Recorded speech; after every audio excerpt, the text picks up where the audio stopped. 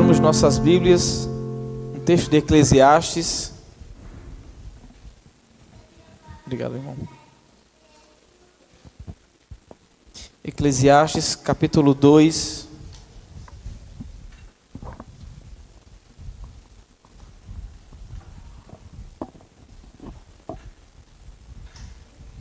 Do 12 até o 17. Eclesiastes 2, do 12 ao 17. Todos acharam? Amém? Mais uma vez eu irei fazer a leitura na versão da ARA, nesse texto, para uma melhor tradução do texto. Diz assim o texto sagrado, irmãos: Então passei a considerar a sabedoria, e a loucura, e a astúcia. Que fará o homem que seguir ao rei? O mesmo que outros já fizeram. Então vi que a sabedoria é mais proveitosa que a astúcia. Quanto à luz traz mais proveito do que as trevas. Os olhos do sábio estão na sua cabeça, mas o astuto anda em trevas. Contudo, entendi que o mesmo lhe sucede a ambos, pelo que disse eu comigo. Como acontece ao astuto, assim sucede a mim. Porque, pois, busquei eu a sabedoria. Então disse a mim mesmo que isso também era. Pois tanto do sábio como do astuto a memória não durará para sempre. Pois passado alguns dias tudo cai no esquecimento. Morre o sábio, e da mesma sorte o astuto. Pelo que aborreci a vida, pois me foi penosa a obra que se faz debaixo do sol. Sim, tudo é vaidade e correr atrás do vento. Vamos orar ao Senhor mais uma vez? Pai bendito, nós pedimos o teu auxílio nessa noite, para que o Senhor nos ajude na compreensão do texto sagrado, que o Senhor possa dirigir as nossas mentes e o nosso coração ao Senhor. Faça isso conosco, em nome de Cristo Jesus. Amém. Está claro para todos nós, cada vez que nós estudamos esse livro de Eclesiastes e cada perícope que nós tratamos, que o pregador, ou correlete, como tenho chamado, está envolvido de corpo, alma e coração para encontrar sentido na vida debaixo do sol. Nós vimos no capítulo 1, a princípio, o pregador que acreditava que a busca da sabedoria lhe dava todas as respostas. Saber lhe traria a resposta para encontrar sentido na vida. Mas havia tanta coisa na vida que ele não conseguia entender e que não fazia sentido, que ele diz que toda a sua busca por sabedoria terminou em fracasso. A informação que ele teve não trouxe ao seu coração transformação. No final das contas, não adianta saber por saber. Isso não muda nada por dentro. O conhecimento da diferença entre o certo e o errado, que foi o experimento que ele fez ainda no capítulo 1, também não lhe trouxe algum sentido e também não lhe trouxe nenhum propósito. Salomão conheceu a sabedoria, conheceu a astúcia, conheceu a loucura, conheceu o que era imoral, para ver se na imoralidade havia sentido na vida debaixo do sol. No entanto, isso apenas aumentou o seu sofrimento e aflição. Se a sabedoria terminou em tristeza, talvez o hedonismo o levasse à felicidade. Talvez o prazer o levasse à felicidade. Então, no capítulo 2, Salomão também cria o seu próprio laboratório e começa então a testar tudo isso para ver se tem sentido da vida no prazer. Ele se coloca a rir e percebe que o rir é loucura. A alegria não faz sentido só por se alegrar. Então ele começa a se engajar em grandes empreendimentos. Ele planta pomares, constrói casas, vinhas, jardins, e tudo para si próprio. Mas também concluiu que todas as suas construções magníficas, tudo aquilo que ele conquistou e empreendeu para ter, era vaidade. Era como correr atrás do vento, não tinha ganho real. Tudo que ele projetou, corria pelas mãos, não fazia sentido. Mesmo insatisfeito, persistiu na investigação, voltando repetidamente a contemplar temas que já foram analisados antes, em um esforço genuíno para desvendar o propósito da vida e compreender a complexidade da existência humana. Deveríamos fazer como Salomão para encontrar respostas nessa vida. Todos nós. Examinar assuntos que ainda não entendemos, rever assuntos que ainda não tratamos e concluímos, examinar novamente esses assuntos, rever novamente esses assuntos e refletir sobre eles. Chegaríamos também à conclusão que a vida debaixo do sol não tem sentido quando nós fazemos tudo o que fazemos como um fim em si mesmo. Mas chegaríamos à conclusão maior de que a vida debaixo do sol só faz sentido quando vista à luz de Deus.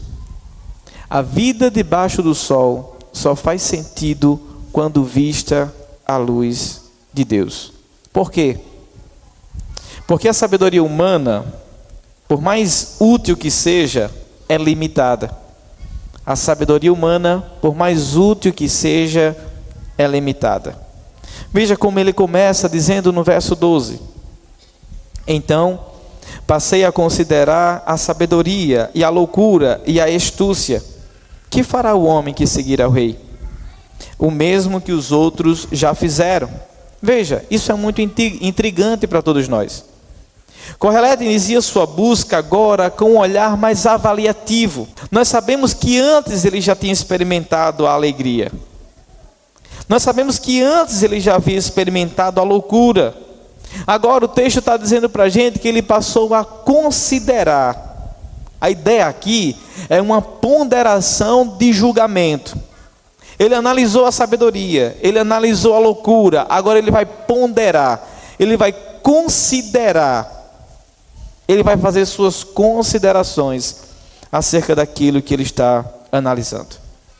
Loucura e astúcia, dita por ele para análise, andam juntas. O pregador, então, quando fala sobre essas três características, ele não está falando de três coisas diferentes, mas apenas de duas. De um lado, nós temos a sabedoria, que é usada aqui no sentido mais amplo, para se referir ao pensamento humano em sua melhor performance. Do outro, nós temos mais uma vez a loucura e a astúcia, ou talvez melhor dizer, a tola loucura. Pois esses dois termos estão andando lado a lado. O fato, irmãos, é que Salomão está voltando para analisar algo que ele já havia analisado no capítulo 1. Seu motivo para a reavaliação é garantir que a vida tem sido contemplada de todos os ângulos possíveis. Mas aí ele faz uma pergunta retórica no meio disso. Lembrem, ele começa dizendo que passou a considerar a sabedoria e a loucura. E no meio do seu discurso, de considerar, de trazer um ponderamento, de trazer um julgamento sobre aquilo que ele está refletindo, ele faz uma pergunta: que fará o homem que seguir o rei? O mesmo que outros já fizeram. Quando ele fala da pessoa que virá depois do rei, ele está olhando justamente para o futuro. Ele se pergunta: quem mais terá as mesmas perguntas que ele, como rei, já fez para encontrar sentido?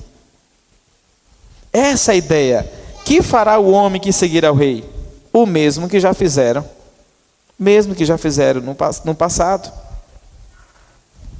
Como o rei mais sábio, como nós temos visto, como o rei mais rico de todos os tempos, ele está numa posição única de fazer isso. Quem que poderia acrescentar qualquer coisa que seja a experiência desse rei? Ele é o perfeito estudo de caso. Ao comparar a sabedoria com a toda loucura, Correlete nos oferece uma breve faísca de esperança. Após anunciar a meta da sua busca, ele nos diz o que descobriu. Veja comigo o verso 13. Então vi que a sabedoria é mais proveitosa do que a astúcia. Quanto a luz, traz mais proveito do que as trevas. Um comparativo e uma conclusão. ainda que a sabedoria seja absoluta, não seja absoluta nem eterna, ela é relativamente superior.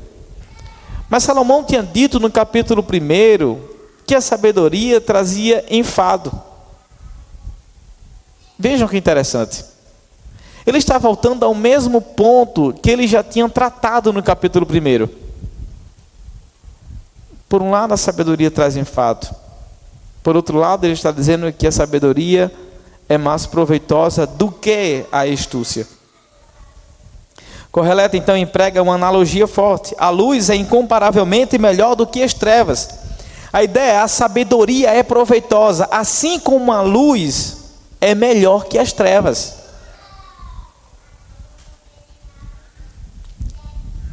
Com isso, ele está afirmando que a sabedoria ajuda a caminharmos com melhor clareza debaixo do sol.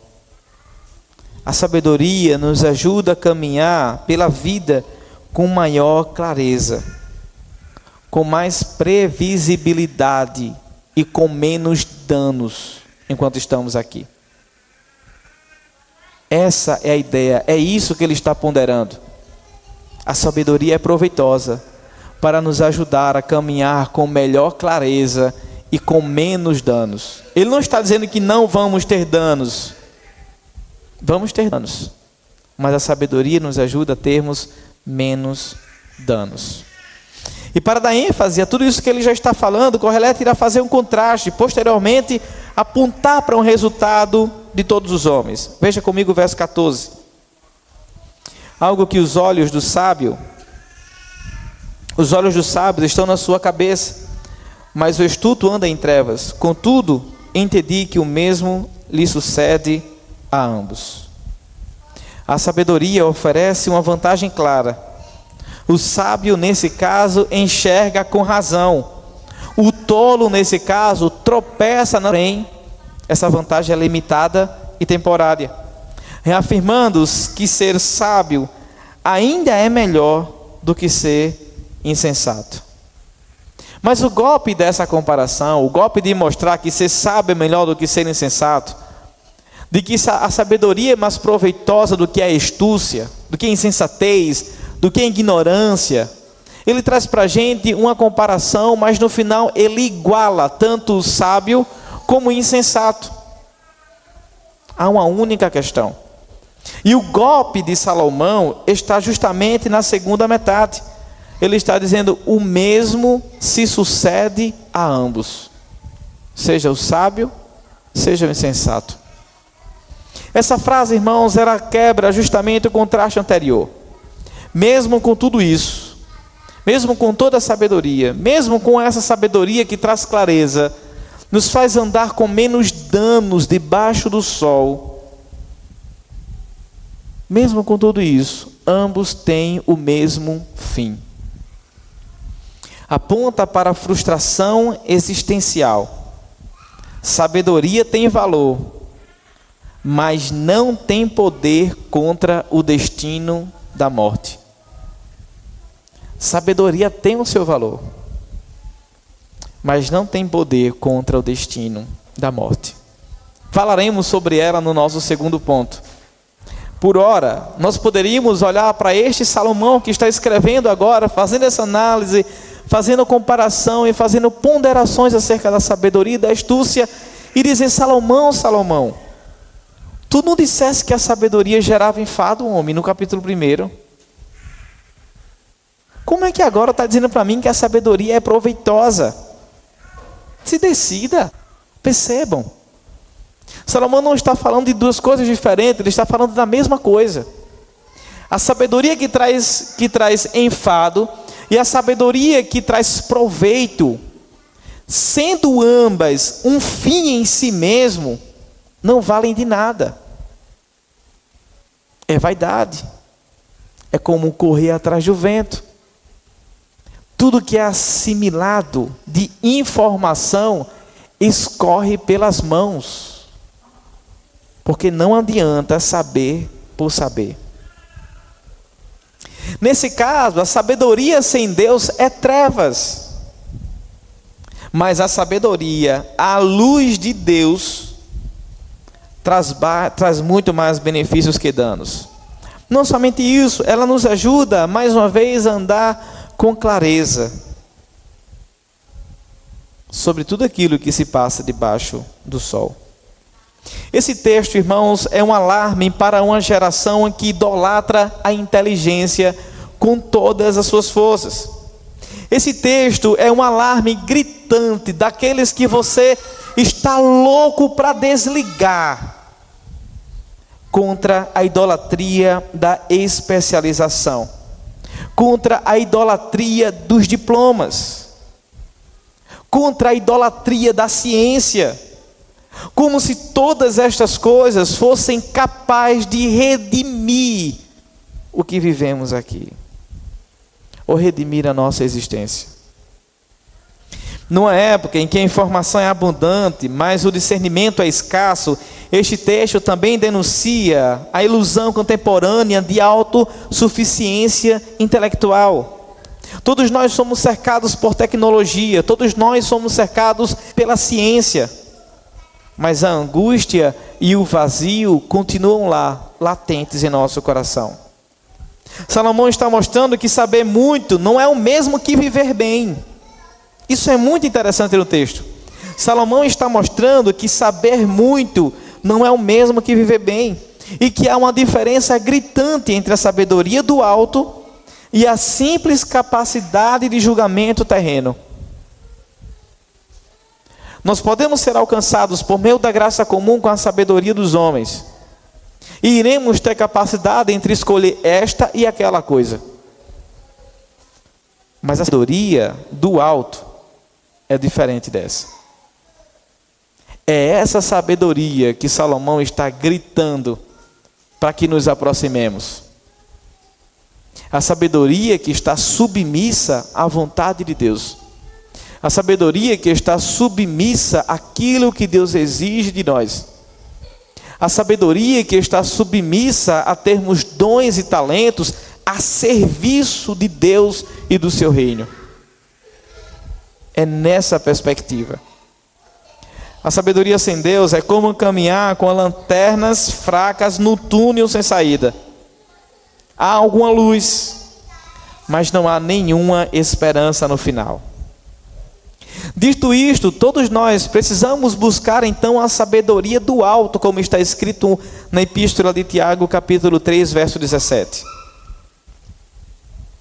Na vida acadêmica, não coloquemos nossa confiança apenas na formação intelectual. Um diploma, ele pode abrir portas para todos nós, mas não pode garantir contentamento, caráter ou salvação.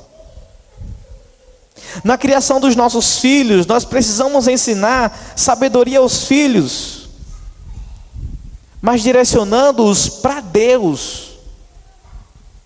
Ensinar sabedoria aos filhos, direcionando-o para Deus.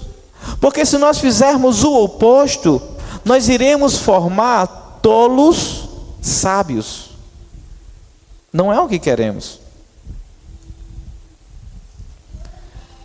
Crianças com QI alto podem ter a fé rasa. Não é o que queremos. Salomão mostra, irmãos, que até a sabedoria mais incrível, que é boa, que é proveitosa, perde sentido quando está distante de Deus. Apesar de ter recebido sabedoria divina, sua vida afastada do temor do Senhor revela que dons espirituais só têm valor quando usados em submissão à vontade de Deus. O rico insensato, se você lembrar disso, em Lucas 12, 16 ao 21, também representa esse erro.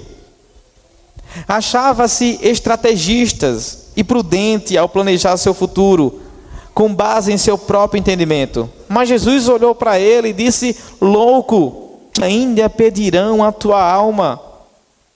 A lição para todos nós é clara: a sabedoria que se esquece da eternidade é, no fim, tolice disfarçada de prudência. E como o Evangelho trata esse assunto em nossos corações? Ele nos liberta do desespero existencial, porque mostra que a vida tem propósito. não apenas no saber, mas em conhecer Deus e glorificar a Deus por meio daquilo que conhecemos dele. É isso que fazemos com a sabedoria. Ela não deve ser um fim em si mesmo, mas deve apontar para aquele que nos criou. O texto nos afirma que a vida debaixo do sol só faz sentido quando vista à luz de Deus. E nós vimos em primeiro lugar que isso se dá porque a sabedoria humana, por mais útil que seja, é limitada. E veremos em segundo lugar que isso é um fato, porque a morte iguala a todos e torna vã qualquer glória terrena. A morte iguala a todos e torna vã qualquer glória terrena. Quando o pregador então encarou a realidade da morte, ele disse a si mesmo na privacidade do seu íntimo. Veja comigo o verso 15. Pelo que disse eu comigo, como acontece ao estulto, assim me sucede a mim. Porque, pois, busquei eu mais a sabedoria? Então disse a mim mesmo que também isso era vaidade. Correleto está afirmando, por meio disso que ele acabou de dizer para todos nós, que a morte elimina qualquer vantagem entre o sábio e o tolo. Por mais que o sábio se ache estar na frente, disparado do insensato, a morte coloca os dois na mesma linha de chegada. A morte leva os dois para o mesmo lugar, e não para lugares diferentes.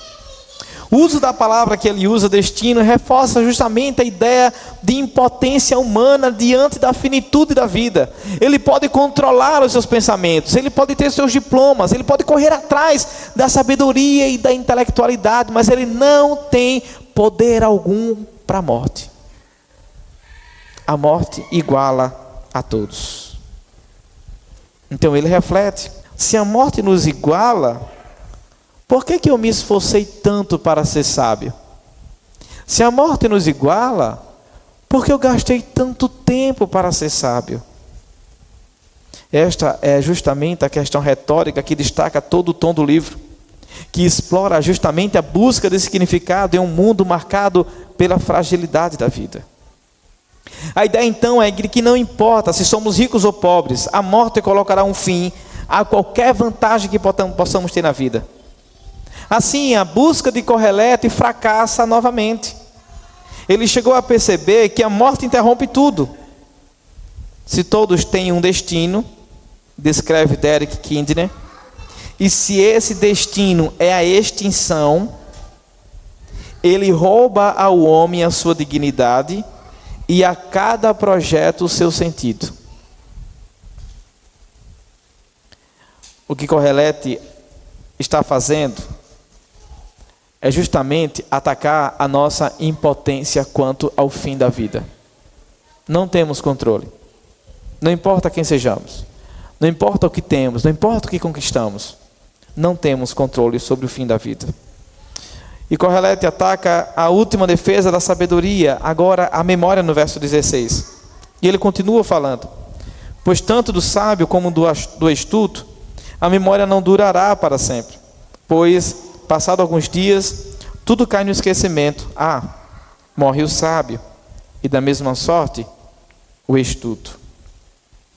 Correleto ataca a última defesa da sabedoria, a memória.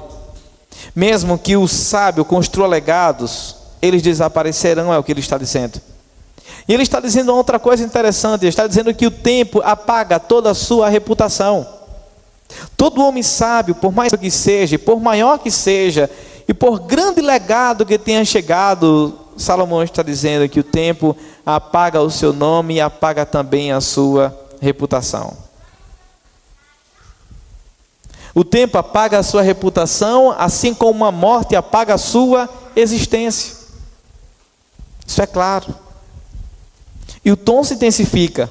Eles não apenas morrem, mas eles serão esquecidos. Essa é uma crítica severa à ideia grega de glória imortal. E a moderna busca de deixar um nome nesse mundo, ou de deixar a sua marca nesse mundo. Kohelet, com isso, está desconstruindo e destruindo a idolatria do legado humano, de pessoas que vivem para deixar o seu nome estampado, de pessoas que vivem para deixar um legado através do seu nome. Está claro para todos nós que na vida é melhor ser sábio do que insensato. Isso é claro. Por mais que a sabedoria seja... Qual a palavra, meu Deus? Enfado. Muito obrigado, Duda. Por mais que a sabedoria traga enfado, por mais que ela se pareça a um fracasso, Salomão está dizendo para a gente, a sabedoria tem o seu proveito. E por mais que saibamos disso, nós precisamos nos perguntar, mas o que acontece conosco no fim? Todos nós, absolutamente todos nós, morreremos. Então qual a vantagem de ser sábio? Qual a vantagem de conquistar? Qual a vantagem de empreender? Qual a vantagem de viver tanto a vida em torno das coisas daqui? Uma vez mortos, a nossa sabedoria não adiantará de nada. Os inúmeros livros que lemos também não adiantará de nada. Ou tudo aquilo que escrevemos de artigos, TCC, monografia e tantas outras coisas não adiantará de nada. Qualquer vantagem que obtivemos por meio da sabedoria é estritamente temporária. Não importa se somos sábios ou tolos.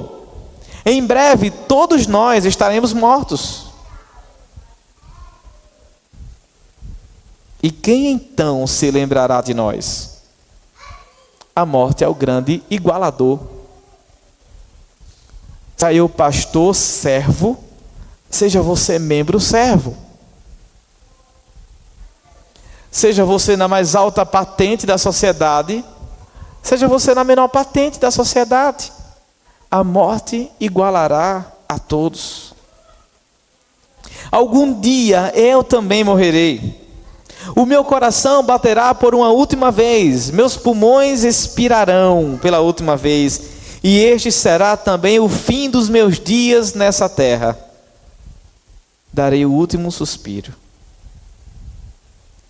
Uma coisa é acreditar que todos os homens são mortais, aceitar a realidade da morte em termos intelectuais, mas é algo completamente diferente reconhecer que nós um dia iremos morrer.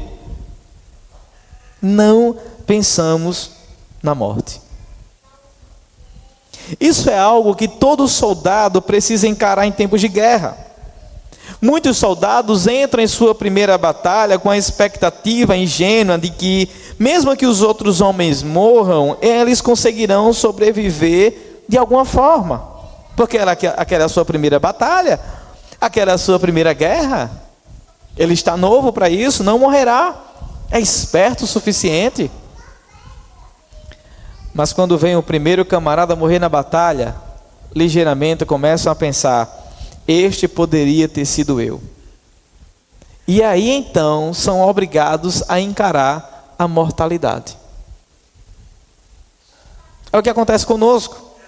Nós vivemos também a vida de modo automático e de repente levamos um baque emocional. Perdemos o sangue dos lábios e confundimos nossos sentimentos sem saber o que fazer. Porque recebemos a notícia de que um soldado próximo a nós foi abatido. E ligeiramente pensamos: poderia ter sido eu. Mas passa o tempo e lá estamos nós novamente, esquecidos que a morte é real e que um dia ela baterá na nossa porta. O que precisa ficar claro? Você morrerá. E eu morrerei. Isto é fato.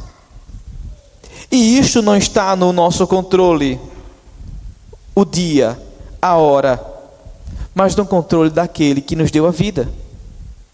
É por isso que não importa quantos livros você leu, não importa quantos diplomas você tem, não importa quantas especializações você fez, não importa se você tem mestrado, doutorado, MBA. Não importa. A morte está reservada para todos nós. E seja hoje, amanhã ou daqui a alguns anos, ela baterá na sua porta. Isto é fato. E ela é a balança que iguala no fim da vida e mostra que todos nós não passamos de pó. Se a morte é real, se ela baterá na minha porta, eu tenho uma responsabilidade com a vida que me é dada. Se a vida é finita aqui, eu preciso entender qual o propósito da minha vida aqui. Porque aquele que soprou nas narinas do homem e lhe deu vida, é o mesmo que pode tirar a vida. Então, se este Deus, Criador de todas as coisas e que nos sustenta,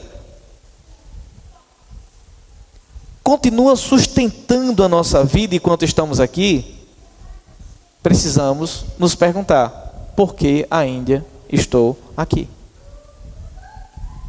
Isso liga um alerta para entendermos da responsabilidade de vivermos a vida que temos. Analisarmos, refletirmos: como tenho vivido perante o Senhor?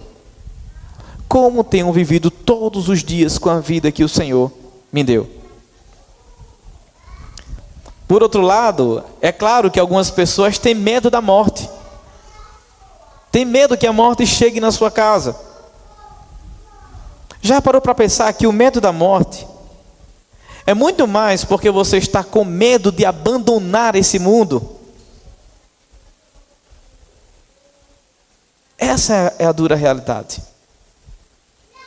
Sempre que eu trato da morte com alguns amigos, eu trato com sorrisos.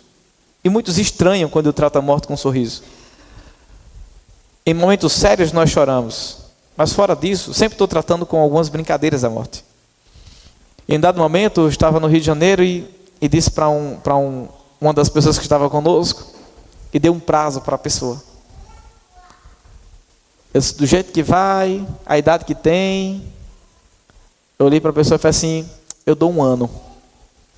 Todo mundo riu, caiu na gaitada, ficou bagunçando com a pessoa. Stephanie já sabe quem é a pessoa. Essa pessoa tem um medo da morte que você não tem noção.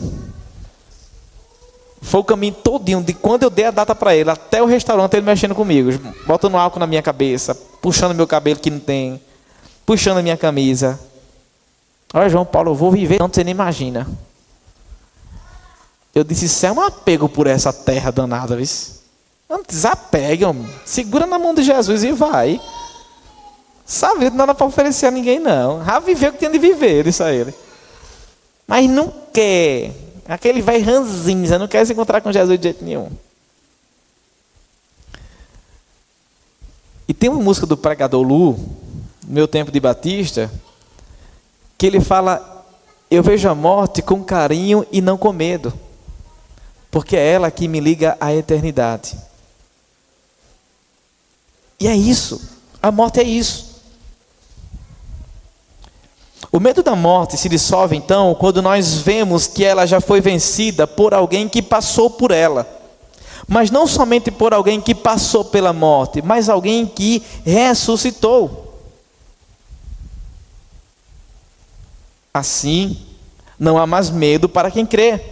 Como disse Charles Spurgeon: Cristo despojou a morte de seu aguilhão. Ela não é mais um carrasco, mas sim uma serva que conduz o crente ao seu lar. É isso que a morte é. A morte para o crente é entrada e não encerramento. Paulo encarava a morte com sobriedade e esperança, dizendo: para mim o viver é Cristo e o morrer é lucro. A ideia dele é: se eu morrer agora, eu já estarei com Cristo, que é muito melhor.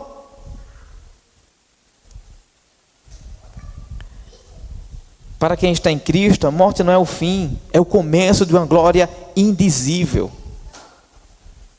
que nós não conseguimos especular, saber, ter a dimensão, mas temos uma certeza: ao morrermos, já com Cristo, já desfrutaremos da sua presença.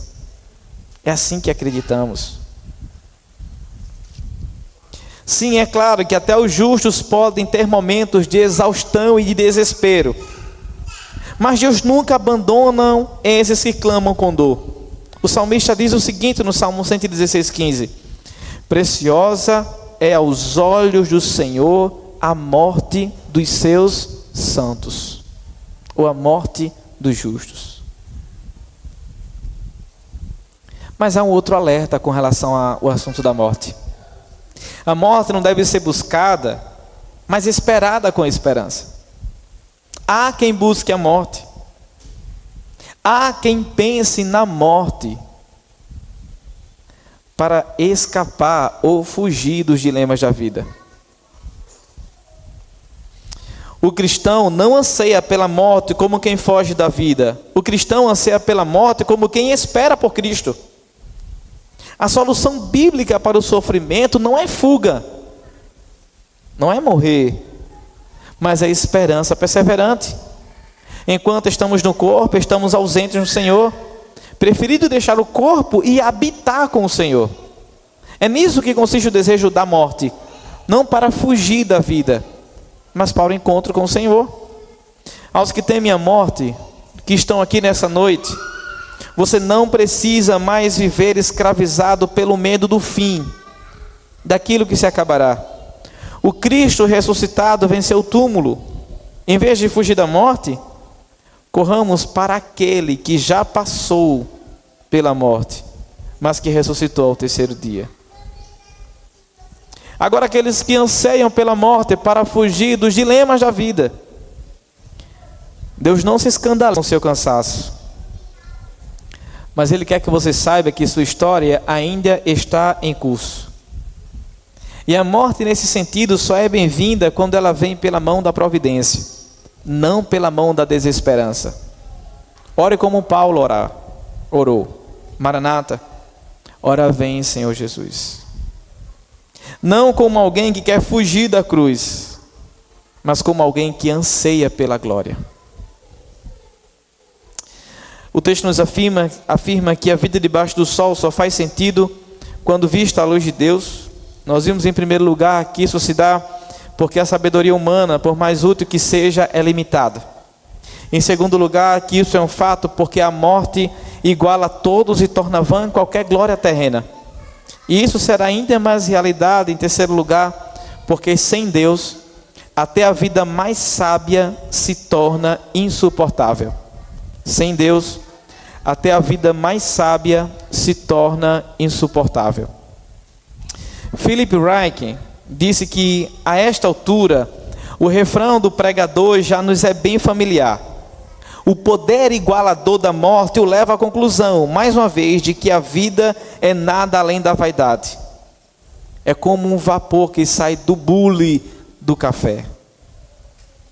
Aparece, de repente, desaparece. Mas dessa vez, sua atitude parece ser muito mais negativa sobre tudo isso. O fracasso repetido de sua busca continuada ameaça agora amargurar o seu próprio coração. Vejamos agora um pouco do íntimo da amargura do coração de Salomão, quando ele começa a provar das coisas da vida e fazer considerações sobre tudo para achar sentido na vida. Veja que diz o verso 17: pelo que aborreci a vida, pois me foi penosa a obra que se faz debaixo do sol. Sim, tudo é vaidade e correr atrás do vento. Outras traduções vai dizer: eu odiei a vida. Eu odiei a vida. Salomão está dizendo pelo que aborreci a vida. Isso está expressando para a gente o ápice emocional do desespero do pregador. Mostra que, após analisar e comparar, a conclusão é um total desapontamento com a vida. O verbo odiar aqui está indicando justamente uma rejeição profunda, mostrando como o autor está se sentindo em ver e viver tudo aquilo que está vivendo no mundo. Este verso 17 é a conclusão existencial da sessão. O amor à vida se transforma em desgosto. Kohelet experimenta uma forma de depressão espiritual. Ele se aborreceu da vida. Eu odiei a vida. Ele passou a odiar a vida. A razão para o ódio da vida, a razão para aborrecer a vida, o trabalho debaixo do sol. Isto é, todo esforço humano, tudo que se fazia, as coisas que se repetiam, e como tudo se dava. Isso lhe trouxe canseira, ao ponto de ele dizer: eu aborreci a vida, eu odiei a vida.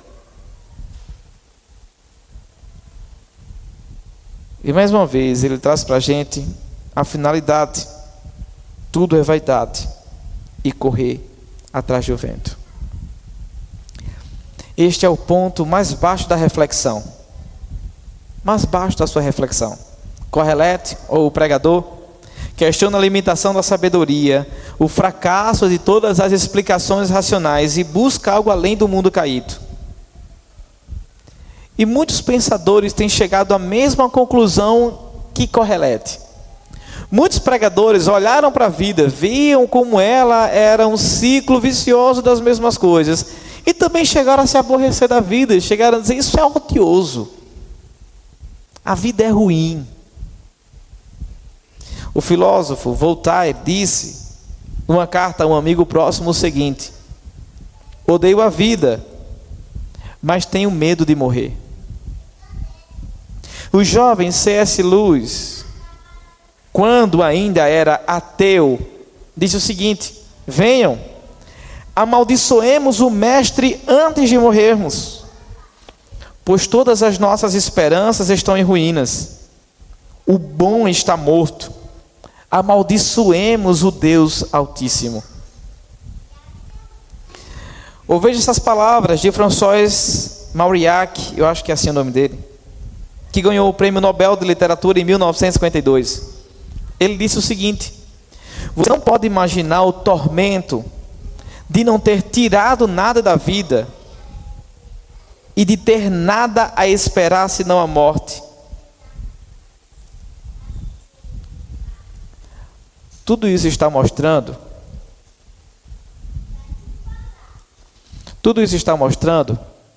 que o ciclo vicioso da vida e tudo que é feito debaixo do sol, todo esforço, tendo fim em si mesmo, traz cansaço, traz canseira, traz esse sentimento de odiar a vida. Mas é assim mesmo a vida debaixo do sol. Quem achou que ia ser diferente? A frase "no mundo tereis aflições" não tinha um pano de fundo de alegria, não. Era sobre aflições mesmo. O grego é isso mesmo. Aflições. E é assim a vida debaixo do sol. Sem a perspectiva da eternidade, tudo torna-se enfadonho. Sem a perspectiva da eternidade, tudo se torna odioso. Sem prazer, sem alegria, com tristeza. É viver uma vida se arrastando, é fazer por fazer. O pregador odiava a vida nesse sentido, por causa da certeza da morte e do absurdo de perder toda a sua sabedoria em consequência dela. E por que este ponto é importante para todos nós? Porque muitos de nós vivem à beira da desesperança, escondendo-se atrás de um sorriso social, escondendo um coração que já desistiu de viver. Há muitos entre nós, riso social, a verdade, que já desistiram de viver. Estão vivendo no automático. Eclesiastes verbaliza algo que boa parte dos crentes nunca ousa confessar: aborreci a vida. Eu estou odiando a vida. Esse desabafo nas Escrituras não é uma rendição ao niilismo. E o que é o niilismo? Já falei no primeiro sermão. O niilismo é algo que nega qualquer sentido ou propósito na existência. Mas sim um caminho sincero e honesto de retorno ao Redentor. Talvez você odeie a vida por alguma outra razão. Talvez você odeie a vida por causa da sua dor física. Talvez você odeie a vida por causa de um sofrimento que você acha que é injusto. Talvez você odeie a vida por causa da sua situação financeira. Talvez você odeie a vida por causa das decepções que teve nesse mundo. Mas qualquer que seja a razão, enquanto contemplarmos as coisas por uma perspectiva debaixo do sol, limitada, sempre haverá coisas que nós iremos odiar nessa vida. E estaremos sempre dizendo como Salomão: aborreci a vida, ou odiei a vida. Você está cansado da repetição das mesmas coisas? Acordar, levantar, tomar café, levar filhos à escola, trabalhar, pagar conta, voltar para casa e seguir o mesmo ciclo. Estudar, estudar, estudar. Trabalhar, trabalhar, trabalhar. Correr, correr, correr e nunca chegar a lugar nenhum. Eu aborreci a vida. Talvez seja você no final do dia, ao deitar na cama e percebemos que tudo que fez só lhe fez aborrecer da vida. Isso é uma visão de quem olha para a vida com a perspectiva terrena, não com a perspectiva da eternidade, não como um agente de Deus em tudo aquilo que se está fazendo. Deus não repreende imediatamente os lamentos de Salomão. Isso é interessante. Deus também não repreende de imediatamente os lamentos de Jó. Deus escuta os nossos lamentos.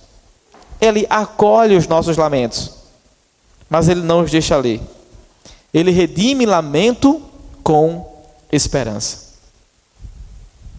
A aversão à vida sob o sol aponta para a necessidade de uma vida que venha do céu, acima do sol.